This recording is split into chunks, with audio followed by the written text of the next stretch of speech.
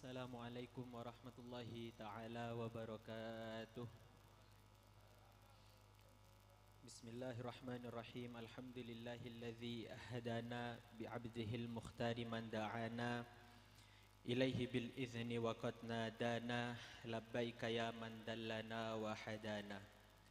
Shalla alaika Allah bari'uka alladzi bika ya musyaffa' khassana wa habana amma ba'du. Yang sama-sama wajib kita muliakan dan kita taati para ulama al-amilin, baik dari kalangan habaib, kiai, syarifah, ibu nyai, ustadz, ustazah, seluruhnya, karena mereka inilah pewaris baginda Nabi Muhammad sallallahu alaihi wasallam yang harus kita doakan semoga mereka semua panjang umurnya dalam keadaan sehat walafiat, barokah dan selalu dijaga oleh Allah Subhanahu wa taala. Amin ya rabbal alamin. Kemudian yang kedua, seluruh hadirin umat baginda Nabi Muhammad sallallahu alaihi wasallam, khususnya Kruhbun Nabi, seluruh partisipan, berikut juga tuan rumah yang menjadi sebab utama terselenggaranya acara pada malam hari ini, yang patut kiranya kita ucapkan kepada mereka jazakumullah ahsanal jaza. Terima kasih banyak kepada mereka semua yang menjadi sebab terselenggaranya acara ini. Kalau kita rasa-rasa enak rasanya, kita dikasih waktu, kita dikasih tempat khusus untuk kumpul duduk bersama membaca sholawat mengenang Nabi Muhammad sallallahu alaihi wasallam. Kita dikasih tempat khusus, waktu khusus untuk kita rehat dari lelahnya dunia yang kita pikirkan, sumpeknya masalah dunia yang menimpa kita. Kita dikasih waktu dan tempat khusus, alhamdulillah. Oleh karena itu sekali lagi jazakumullah ahsanal jaza, terutama bagi seluruh munsyid, terutama tadi Mas Rifki yang mewakili kita menyampaikan rindu, salam rindu kita kepada baginda Nabi Muhammad sallallahu alaihi wasallam. Bukan sekedar menyampaikan salam rindu, saya rasa menjawab salam rindu baginda Nabi Muhammad sallallahu alaihi wasallam. Sebab sebelum kita rindu, saya yakin, sangat yakin, Rasulullah itu selalu rindu kepada kita umatnya. Dan hal yang demikian itu dicantumkan dalam banyak sekali riwayat hadis dan sirah, bagaimana banyak sekali kisah Rasulullah itu mengutamakan, mengingat, menyebut-nyebut kita umatnya sallallahu alaihi wasallam. Kemudian justru kita ini yang dituntut untuk membalas rasa rindu Rasulullah, membalas kasih sayang Rasulullah sallallahu alaihi wasallam. Yang kemudian saya teringat di dalam salah satu kitab Asy-Syifa karangan Imam Qadhi Iyad, beliau mengatakan min alamati hubbihi ilan nabi sallallahu alaihi wasallam, salah satu tanda, salah satu ciri-ciri kalau kita sebagai umat itu benar-benar mengaku cinta kepada baginda Nabi Muhammad sallallahu alaihi wasallam adalah syafaqatuhu ala ummatih. Yang pertama, kita harus sayang, peduli kepada umatnya. Yang kedua, wa nushuhu lahum, kita harus selalu menasihati mereka. Sebab kita manusia yang disebut oleh Imam Ghazali berada pada iman yang yazidu wa yanqus. Kadang naik iman kita ini, semangat mau sholawatan, sholat dekat dengan Allah, tapi kadang kala kita juga turun, yangkus, berkurang iman kita sehingga kita bermaksiat dan jauh dari Allah Subhanahu wa taala. Oleh karena itu penting kilanya nushu tadi itu, kata Imam Qadhi Iyad dalam kitabnya. Yang kedua, bukti kita cinta kepada Rasulullah adalah ayo sering-sering kita saling menasihati, sebagaimana Allah juga memerintahkan kepada kita fadzakir. Di ayat yang lain watawasau bil haqq watawasau bisabr, yang lainnya juga wata'awanu 'alal birri, dan seterusnya. Ada banyak dalil yang mengajak, menuntut kepada kita untuk saling mengingatkan. Kemudian di kitab itu disebutkan yang ketiga wasa'yuhu ala masalihihim, berusaha. Ayo kita berusaha semaksimal mungkin gimana caranya umat Rasulullah ini kembali ke jalan yang baik. Dan yang terakhir, yang keempat, daf'ul madhar anhum. Gimana caranya kita bisa mencegah hal-hal yang tidak baik menimpa kepada mereka. Kemudian perkataan Imam Qadhi Iyad ditutup dengan wa kana nabiyyu sallallahu alaihi wasallam bihim raufar rahima. Dan itulah sebagaimana Rasulullah tuh kayak gitu kepada umat muslim ini, raufar rahima. Bahkan pedulinya Rasulullah kepada umatnya itu bisa kita lihat dari salah satu riwayat hadis. Fa iza nada munadin, tiba-tiba ada suara kelak di akhirat berseru, dan terdengar oleh Rasulullah bahwasannya umatnya ada yang sedang ditarik paksa oleh malaikat menuju neraka. Kemudian di riwayat itu disebutkan fashtadda izarahu. Rasulullah, bahasa riwayat itu menggambarkan Rasulullah mengencangkan sarungnya untuk lari, dikencangkan sarungnya untuk lari mengejar umatnya. Satu-satu umatnya tuh diperlakukan seperti itu, persatu-satu. Setiap kali Rasulullah mendengar ada umatnya yang diseret oleh malaikat ke neraka, Rasulullah tuh mengencangkan dengan tujuan tergesa-gesa, cepat-cepat datang menghadang malaikat, terus bertanya kepada malaikat, kenapa? Apa salah umat saya ini sampai diseret-seret? Apa salah umat saya ini diperlakukan demikian? Apa? Itu Rasulullah. Dan bukti sekali lagi kalau kita benar-benar mencintai Rasulullah adalah dengan cara ayo kita sayangi umatnya, kita cegah mereka berbuat tidak baik, dan jangan bosan-bosan kita nasihati mereka. Bahkan hadis ya, yang diriwayatkan para ulama, dan para ulama ini bilang ya, masing-masing para ulama dia bilang ini adalah hadis yang saya dengar pertama kali dari guru saya. Gurunya juga bilang gitu, ini hadis yang dulu diajarkan pertama kali oleh guru saya dan terus sampai ke Rasulullah.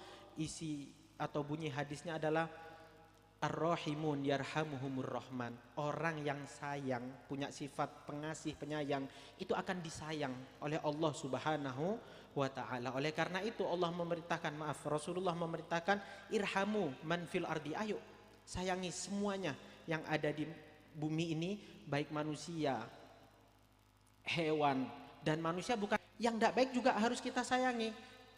Sebab orang yang tidak bisa, ya, man lam yarham, orang yang tidak bisa sayang kepada rajulun su, pria atau orang yang tidak baik, fahuwa aswa'u minhu halan, ya dia sama saja.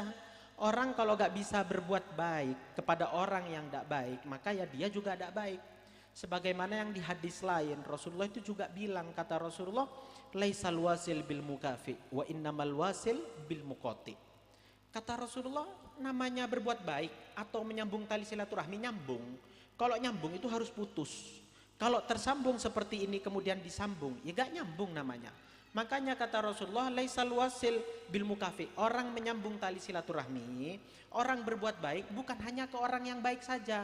Itu namanya balas budi. Biasa orang ini baik ke saya, kemudian saya baik ke dia, biasa. Justru kata Rasulullah, innamal wasil bil muqati, namanya nyambung itu kalau putus. Mana saudara yang mutus silaturahmi dengan kita? Mana tetangga-tetangga yang memutus silaturahmi dengan kita? Mana orang-orang yang sama-sama muslim tapi tidak baik dengan kita, baik secara fisik ataupun secara lisan tidak baik? Justru itu yang harus kita berbuat baik kepadanya. Mereka itu yang seharusnya kita itu berbuat baik kepada mereka. Islam ini, Rasulullah kan pernah bilang, bada'al islamu ghariban wa sayaudu kama bada' fatuba lil ghuraba.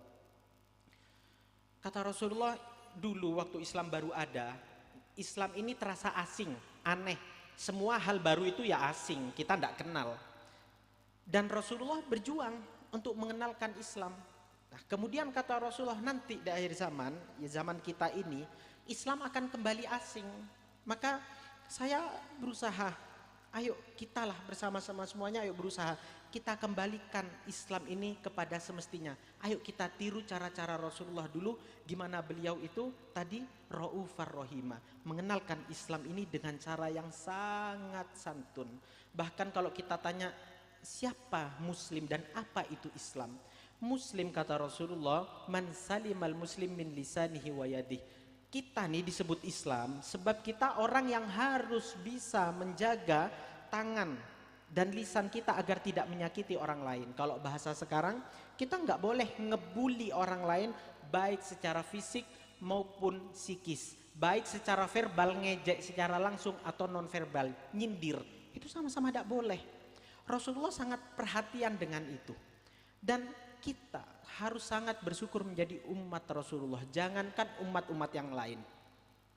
Nabi-nabi terdahulu itu loh iri dengan kita. Jangankan umatnya, bahkan Nabi itu iri dengan kita, berharap mereka itu bisa menjadi umat, bagian umat dari baginda Rasulullah Shallallahu Alaihi Wasallam, karena begitu besarnya kasih sayang Rasulullah kepada kita. Dulu saat saya sering mendengar hadis-hadis, saat kami dulu di pesantren ngaji membahas hadis-hadis, saya itu sampai ngira kayaknya orang ini gak ada yang masuk neraka, kayaknya repot masuk neraka itu, saking sayangnya Rasulullah kepada kita. Contoh, banyak hadis tapi salah satu contoh saja. Di hadis Arba'in, hadis ke-22 itu riwayat Sayyidina Jabir bin Abdullah, beliau meriwayatkan bahwasanya ada seorang laki-laki rojulan sa'alan Nabi sallallahu alaihi wasallam wa qala. Ada orang datang ke Rasulullah yang tidak disebut namanya, kemudian orang itu nanya kepada Rasulullah, "Ara'aita?" Kata orang itu, "Rasulullah, gimana pendapatmu kalau saya kata dia ditembak langsung, dia tidak basa-basi, ya Rasulullah gimana pendapatmu kalau saya ini ya, sholaitul maktubat, saya sholat 5 waktu, wasumtu Ramadan, nanti kalau datang bulan Ramadan, kan bulan Ramadan itu cuma sebulan dalam setahun, nanti kalau datang bulan Ramadan saya puasa, wa ahlaltul halal, mana yang boleh dilakukan ya saya lakukan." Oh boleh kok, boleh itu bukan harus wajib, mubah itu juga boleh, nyantai, makan kacang, lihat bola, main, selama tidak melanggar syariat boleh. Kata orang itu, wa ahlaltul halal, ya, yang boleh saya lakukan, wa haramtul haram, yang dilarang akan saya tinggalkan. Titik. Indahnya hadis ini, pernyataan dia di akhir, dia bilang, walam azid ala dzalika syai'an, saya tidak mau nambah apapun sedikit pun. Sholat yang wajib 5 waktu, tidak sunnah, tidak qobliyah, ba'diyah, apalagi tahajud, tidak ya Rasulullah. Puasa pun Ramadan, mungkin tidak Senin, mungkin tidak Kamis, yang jelas saya akan melakukan yang boleh dan saya akan meninggalkan yang haram. Kayak gitu tok itu ya Rasulullah, adkhulul jannah. Kata dia, bisa tidak saya masuk surga? Apa jawaban Rasulullah? Qala na'am. Kata Rasulullah, iya sudah gitu aja itu masuk surga, tidak usah aneh-aneh. Bahkan yang lebih luwes dari itu, tadi yang disampaikan dalam qasidah, tujuan kita hari ini nih kumpul kayak gini, gak ada tujuan lain, berharap pandangan Rasulullah, berharap ridha Rasulullah, berharap ridha Allah, dan nanti harapan terbesar kita mendapatkan syafaat Rasulullah. Dan hadis yang lebih luar biasa dari tadi, yang perawinya para sahabat mengatakan ini hadis yang saya tunggu-tunggu. Rasulullah Shallallahu Alaihi Wasallam bersabda, almar'u ma'aman ahab. Seseorang itu kelak akan dikumpulkan bersama orang yang dicintai. Maka sahabat menangis karena mereka sadar sama seperti kita, bahkan kita lebih parah pastinya dari sahabat yang banyak dosanya. Para sahabat itu pernah punya masa lalu yang kelam, seperti Sayyidina Umar yang setiap malam menangis terseduh-seduh. Kalau ingat masa lalunya, ya Allah, jahatnya saya, kejinya saya, dan kita juga gitu. Oleh karena itu, karena latar belakang kita ini berbeda-beda, kemudian Rasulullah mengeluarkan hadis pamungkas tadi itu, almar'u ma'aman ahab. Sudah, yang lalu biarlah berlalu, sudah. Pokoknya tobatan nasuha, jangan diulangi, nyesel. Kemudian ayo kita dekatkan diri kepada orang-orang yang baik, yang kita kira, kita husnudzon mereka pasti masuk ke dalam surga. Dan ketika banyak orang masuk ke dalam surga, itu adalah tujuan utama setan yang paling ditakuti setan. Sebab tujuan utama setan adalah memperbanyak anak keturunan Adam masuk ke dalam neraka. Kita kembali ke pembahasan yang waktu itu pernah kita bahas bersama. Ya. Kalau Islam kayak tadi, ketika kita banyak membaca hadis sejarah, kayak orang ini repot masuk ke neraka itu kayak tidak mungkin. Hampir semuanya ini masuk surga nanti. Lantas apa yang menjadikan sebab orang itu masuk neraka? Nah, ingat nggih, Dosa itu ada dua macam. Bukan besar dan kecil yang saya bahas. Karena sekalipun dosa besar, lagi-lagi ada hadis ya, yang sangat menjadikan saya ini optimis. Kata Rasulullah, syafaati li ahlil kabair min ummati, jelas. Sahih dan jelas. Kata Rasulullah, syafaat saya justru akan saya berikan ke orang-orang yang pernah melakukan dosa besar. Kalau yang dosanya kecil-kecil, para ulama, para kiai, para orang-orang alim, al-amilin bi'ulumihi, kata Rasulullah, mereka kan tidak butuh syafaat saya. Oh, mereka orang baik kok. Justru orang yang punya banyak dosa besar itu yang berhak yang akan saya cari. Makanya dosa ada dua macam yang saya bahas, bukan besar dan kecil. Sebab pelaku dosa besar sekalipun ada jaminan dari Rasulullah. Pokoknya mau tobat. Pokoknya mau tobat dan menyesal. Nah, dosa yang akan kita bahas adalah dosa yang disebabkan oleh hawa nafsu dan dosa yang disebabkan oleh sombong. Dulu di kalangan pesantren pasti kita sering dengar pembahasan soal kenapa Allah mengampuni Nabi Adam dan kenapa Allah tidak mengampuni iblis. Sama-sama melakukan dosa, sama-sama berdosanya dulu di akhirat. Tapi kenapa Nabi Adam dikasih kesempatan bertaubat sedangkan iblis tidak? Rasa-rasanya kayak gak adil nih Allah. Ternyata kata para ulama, latar belakang mereka melakukan dosa ini beda, sebabnya beda. Kalau Nabi Adam itu melakukan dosa karena hawa nafsu, keinginan duniawi biasa, pengen mendekati buah khuldi, penasaran, apalagi diajak sama istrinya. Kadang orang laki itu kayak gitu, melakukan dosa, kesalahan karena ajakan wanita, dan itu buktinya. Nabi Adam dulu sebelum ada Sayyidatuna Hawa itu tidak berdosa sama sekali. Orang laki ini gak neko-neko, kalau enggak. Nabi Adam berpikir kalau banyak nikmat dunia yang dilarang cuma satu, ya sudah. Tapi ketika Sayyidatuna Hawa, ciptaan Allah, seorang wanita yang penuh dengan rasa penasaran. Kalau orang laki itu bermain di logika, ya, kalau orang perempuan itu tidak pernah bermain logika, hanya perasaan, makanya jangan pernah minta orang laki untuk peka. Tidak bisa, karena hati orang laki itu jarang digunakan. Kebalikannya, jangan pernah minta seorang wanita untuk berpikir, kok tidak mikir. Ya memang mereka jarang menggunakan otak, mereka lebih mendahulukan hati.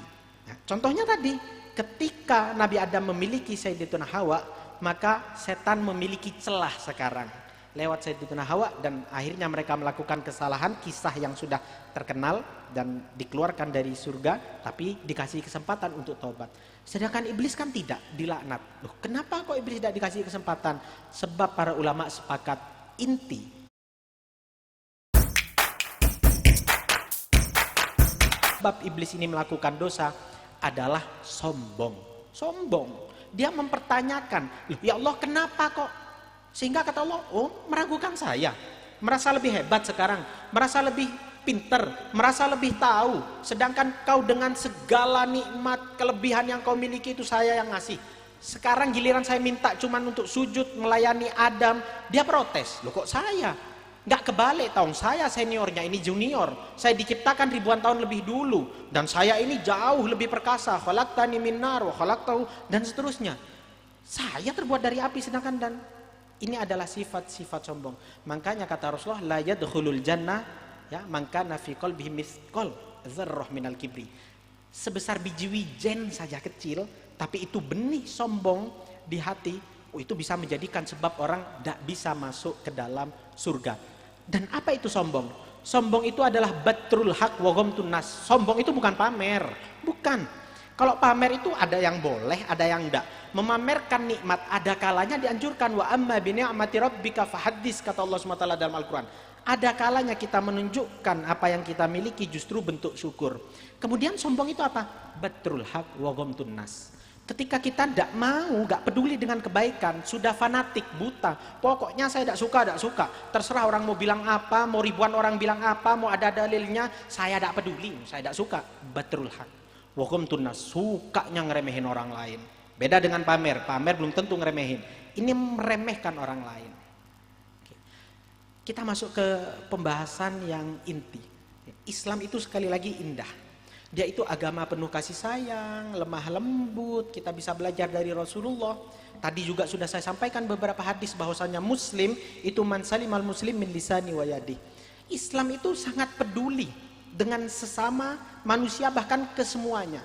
Lihat dalam Dalam ilmu peperangan, Islam yang mengajarkan tidak boleh membunuh wanita, jangan menyentuh orang tua, jangan menyentuh anak-anak, bahkan jangan rusak tempat ibadah mereka. Itu gak ada hubungan sama perang. Semua yang tidak berhubungan dengan perang tidak boleh diotak-atik. Dan Islam tidak pernah memulai peperangan. Kita hanya bertahan, kita hanya melawan, kita tidak pernah memulai. Dalam sejarah Rasulullah selalu menawarkan ya, perdamaian dulu. Kalau mereka itu ngelunjak, kemudian menyakiti, berkhianat, baru dilawan.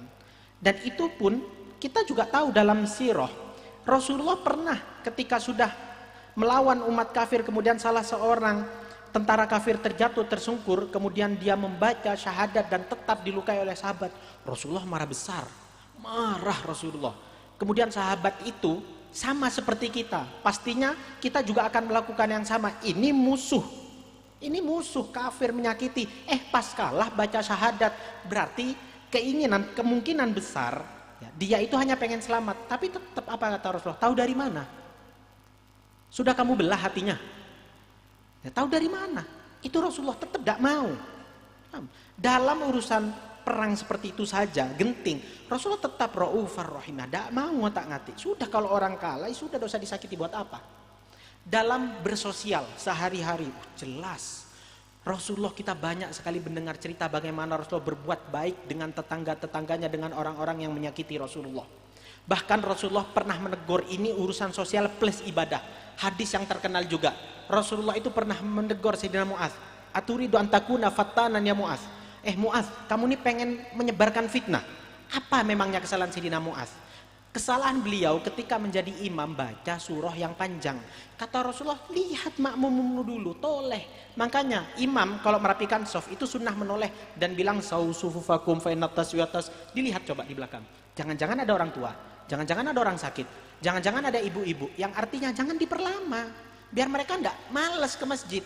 Kalau kamu baca surat yang panjang, yang tua kasihan, kecapean, yang sakit kasihan, yang ibu-ibu punya anak kasihan. Tapi kata Rasulullah, wa idza shallaita wahda, Sayyidina Mu'adz, kalau kamu sholat sendirian, fa shalla kaifa sya', ya terserah. Mau 1 rakaat hatam 1 Al-Qur'an enggak masalah. Selama-lamanya enggak masalah kalau sholat sendirian. Bahkan ada riwayat hadis yang mengatakan Rasulullah di waktu jahron ini, maghrib, isya, subuh itu kan waktu jahron. Saya lupa sholat yang mana, pokoknya di waktu jahron Rasulullah baca surah, tiba-tiba Rasulullah memelankan suaranya kayak waktu siron, kayak duhur asar, tiba-tiba dipelankan. Salam, sahabat nanya, ya Rasulullah, apa turun wahyu waktu sholat ini berubah menjadi siron? Enggak, kata Rasulullah. Loh, terus kenapa kok dipelankan? Barusan sekilas saya mendengar ada suara anak bayi nangis. Kalau tak keraskan, kasihan ibunya yang di rumah repot sudah ditidurin, gara-gara saya sholat keras-keras akhirnya bangun. Lihat, kurang sayang apa Rasulullah Shallallahu Alaihi Wasallam? Itu agama Islam tuh ya itu. Agama Islam seperti itu, cuman sayangnya sesuai dengan kata para ulama, kadal Islam mahjubun bil muslimin. Hebatnya Islam ini tertutup oleh kita sendiri penganutnya. Karena orang-orang akan menilai Islam itu ya dari muslimnya. Dan kadang kita ini yang nggak benar, sehingga rasa-rasanya Islam itu jadi rendah. Padahal Islam itu kata sahabat Sufyan, agama yang sangat sempurna. Bahkan saking sempurna, allamakum nabiyukum kulla syai'in hatal khoro'ah. Semua diajarin sama Rasulullah, gak ada yang luput satupun. Bahkan kita ke kamar mandi, urusan ke kamar mandi yang maaf-maaf menjijikkan pribadi, sama Rasulullah diajarin kayak gini caranya, biar bersih kayak gini, biar sehat seperti itu. Dan kata sahabat Abu Dzar, beliau mengatakan hal yang serupa. Kata beliau, saking lengkapnya perhatiannya Rasulullah kepada kita, takut kita merasa nggak dipedulikan, Rasulullah tuh ngajarkan semua, sampai kayak-kayaknya kata beliau, kalian kalau ngelihat burung terbang kemudian mengepakkan sayapnya, pasti Rasulullah pernah bahas. Tidak mungkin hal yang kayak gitu loh, yang tidak ada hubungan sama kita, kata Sayyidina Abu Dzar, pasti pernah dibahas sama Rasulullah. Tidak bakal tidak pernah, semua dibahas sama Rasulullah. Urusan kita dengan hewan, jual beli, ya, dalam hukum fikih gak boleh loh hukumnya menjual hewan yang punya anak menyusui, dipisah antara ibu dan anaknya, gak boleh. Kalau mau dijual, jual semua. Kalau mau dijual salah satunya, tunggu selesai menyusui. Kalau anaknya sudah mandiri baru boleh. Lihat Islam, jual hewan diperhatikan, kasihan kata Rasulullah.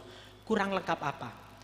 Islam ini agama yang sempurna, yang luar biasa, yang pasti, karena ini agama Allah. Kata Allah, ya, al-yauma, sekarang akmaltu lakum dinakum. Karena Allah yang menyempurnakan, maka pasti sempurna.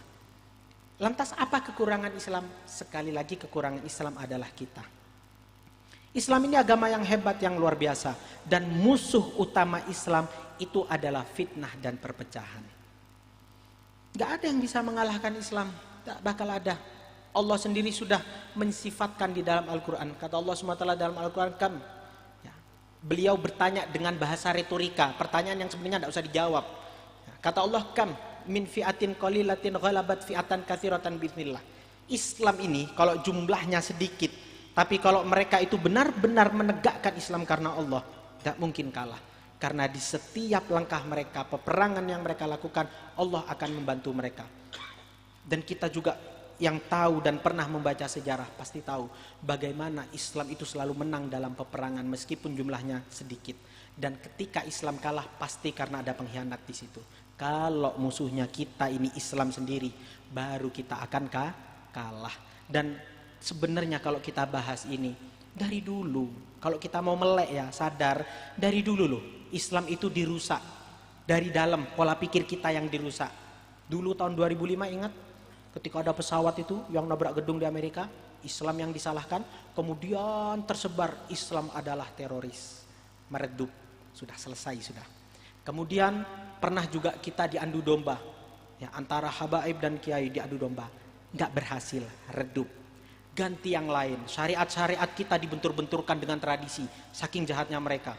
Ya, ini budaya Islam tidak boleh ikut-ikut, ini negara Indonesia bukan, dan seterusnya. Oleh karena itu, kita harus mulai bersatu. Kita jangan mau dipecah belah. Karena sekali lagi, kelemahan dan musuh utama Islam adalah fitnah dan perpecahan. Kalau kita ini dipecah, ya, kalau musuh-musuh Islam itu sudah berhasil memecah umat Islam, kalau di rumah, bayangkan saja, kalau rumah, anggota keluarganya ada akur, maka musuh itu akan mudah masuk ke dalam rumah itu. Dan ketika ada salah satu anggota rumah yang kemalingan, anggota keluarga yang lain paling cuman tak bilang juga apa, motor kok ditaruh, kayak gitu, gak membantu. Islam juga gitu.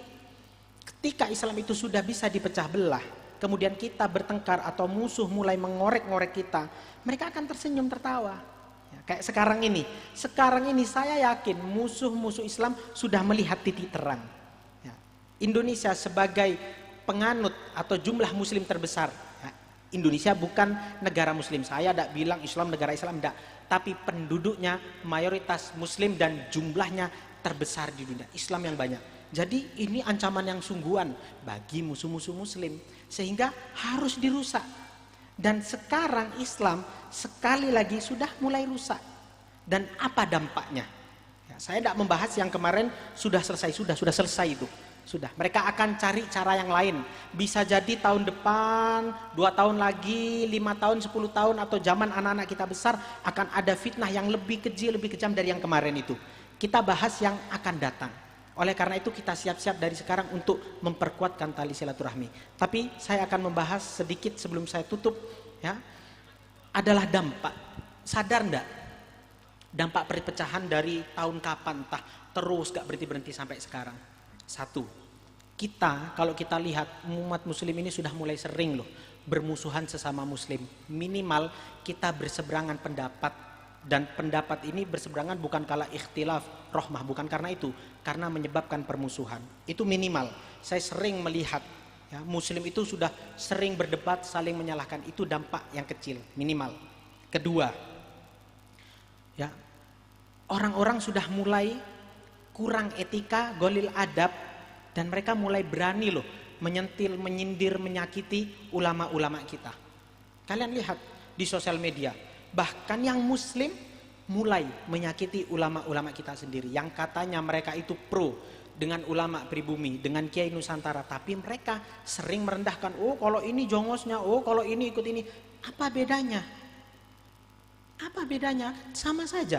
Mereka sudah mulai berani kurang ajar sekelas beliau-beliau yang sepuh-sepuh kiai yang memiliki murid banyak, karangan yang alim, mulai, oh mungkin beliau kalau hidup sekarang mungkin beliau akan mengikuti fulan. Loh, kok berani-beraninya bilang gitu? Itu contoh terkecil.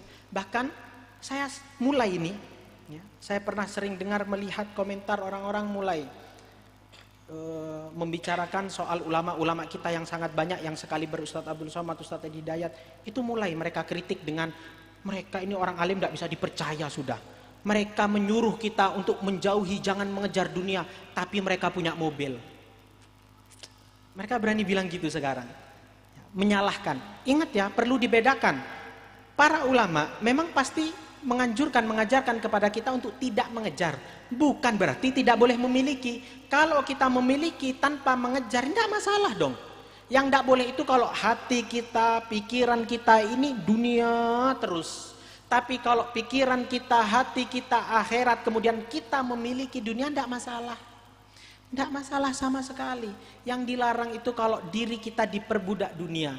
Tapi kalau kita memperbudak dunia, kita memiliki dunia untuk menunjukkan kami umat muslim Islam juga mampu, tidak masalah sama sekali. Bahkan yang terakhir ada ceramah terbaru dari Ustadz Adi Hidayat. Beliau bilang, kata beliau, kurang lebih bahasa beliau kayak gini, saya sangat senang kalau melihat senyuman Habib Umar bin Hafid. Karena menurut saya senyuman beliau itu mirip dengan sifat Rasulullah ketika tersenyum di kitab-kitab yang saya pernah ngaji. Orang-orang komen, protes. Memang pernah ngelihat senyumnya Rasulullah. Memang tahu senyumnya Rasulullah. Kalau orang ngomong kayak gitu kan menunjukkan kalau dia itu benci. Karena Ustaz Adi Hidayat sudah bilang mirip sifat. Ada orang bilang tahu dari mana? Ya dari kitab. Ada kitab Syama'il. Syama'il itu sifat menjelaskan Rasulullah kalau senyum tidak pernah tertawa, terbahak-bahak, senyum. Kalau sudah sangat bahagia, bahasa kita sampai terbahak-bahak, ngakak, kelihatan giginya. Itu kan sifat dari situ. Dan kalau kita ikutin komentar orang-orang itu, saya tanya, terus sholatnya kita bener apa enggak? Oh bener, kok bisa? Karena sama dengan Rasulullah. Tahu dari mana? Pernah ngelihat Rasulullah sholat? Ya, terus tahu dari mana?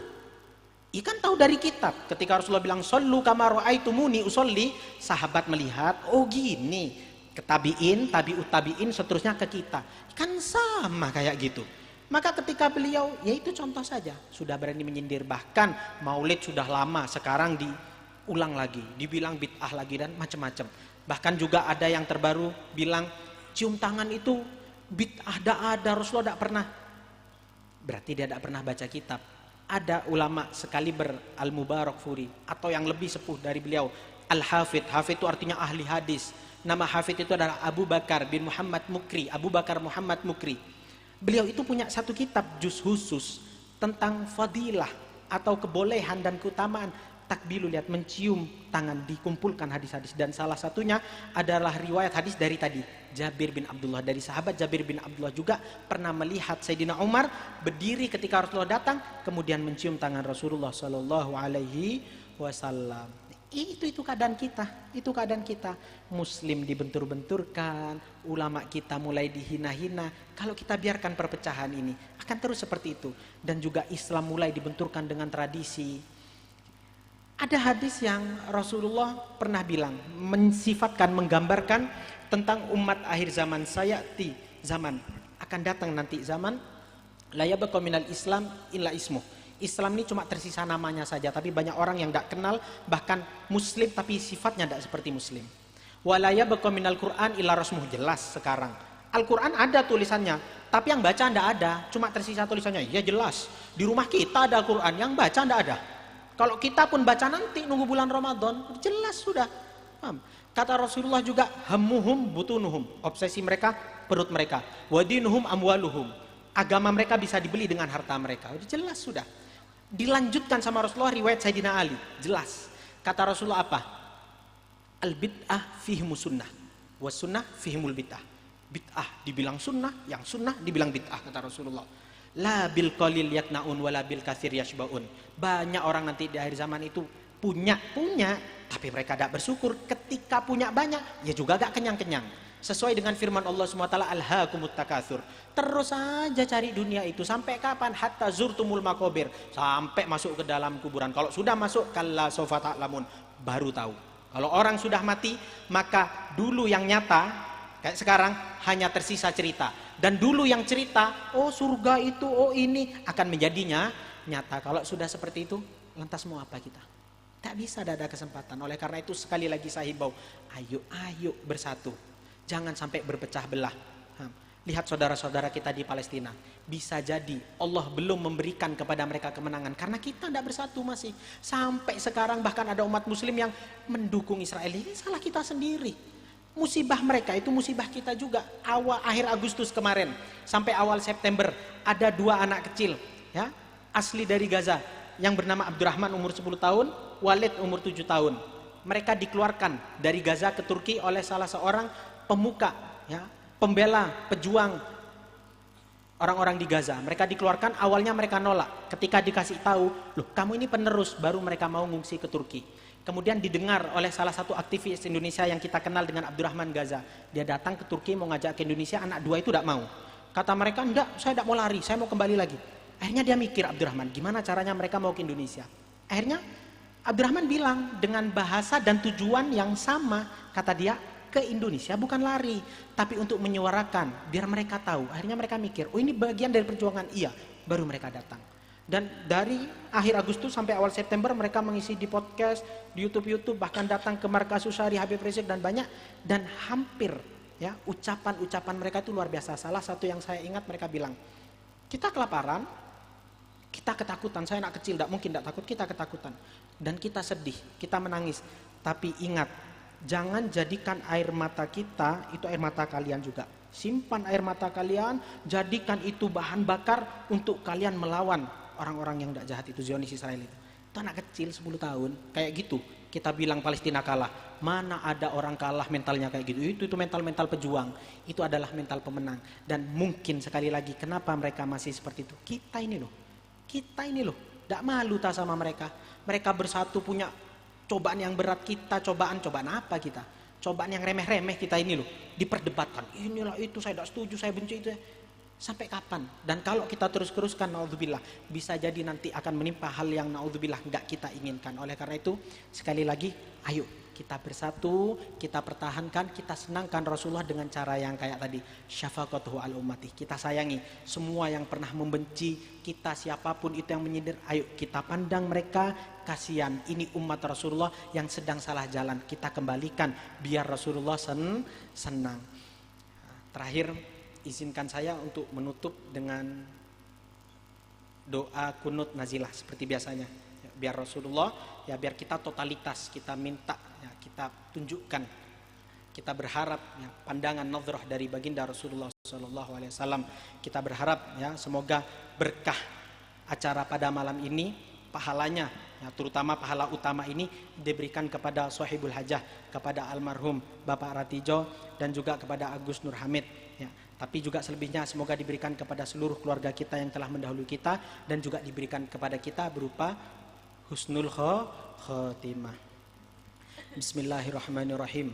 Allahumma hdina fiman hadait wa afina fiman afait wa tawallana fiman tawallait wa barik lana fima atait wa qina wasrif anna bi rahmatika syarra ma qadait fa innaka taqdi wa la yuqdu alaik wa innahu la yadhillu man walait wa la ya'izzu man adait tabarakta rabbana wa ta'ala falakal hamdu ala ma qadait nastaghfiruka wa natubu ilaik. Allahumma fahdhil masjidil aqsa min makril makirin wa kaidil kaidin wa udwanil mu'tadin. Allahumma la tarfa' lana a'daika fihi rayah wa la tuhaqqiq lahum fihi ghayah waj'alhum ibratan wa ayah. Allahumma ja'al sya'nahum fi sifal wa amrahum fil wabal wa kaidahum fi dhalal. Allahumma farriq jam'ahum wa shattit samlahum wa ja'alhum fi khalal wa fasal. Allahumma irfa' anna al-ghala wal waba wa sa'iral bala min biladil Palestina khassah wa min buldanil muslimin 'ammatan ya rabbal alamin. Allahumma idfa' anna syarrat taghin wal bagin wal zalimin wal kafarata wal musyrikin wal yahuda wal munafikin bima syi'ta wa kaifa syi'ta ajilan ghairu ajilin wa anzil 'alaihim ba'saka alladzi la tarudduhu 'anil qaumil mujrimin.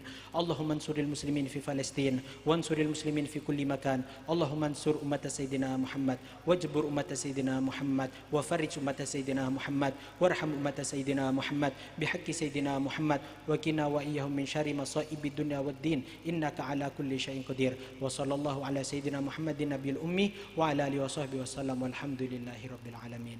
Itu saja yang bisa saya sampaikan, kurang lebihnya mohon maaf. Assalamualaikum warahmatullahi taala wabarakatuh. Marilah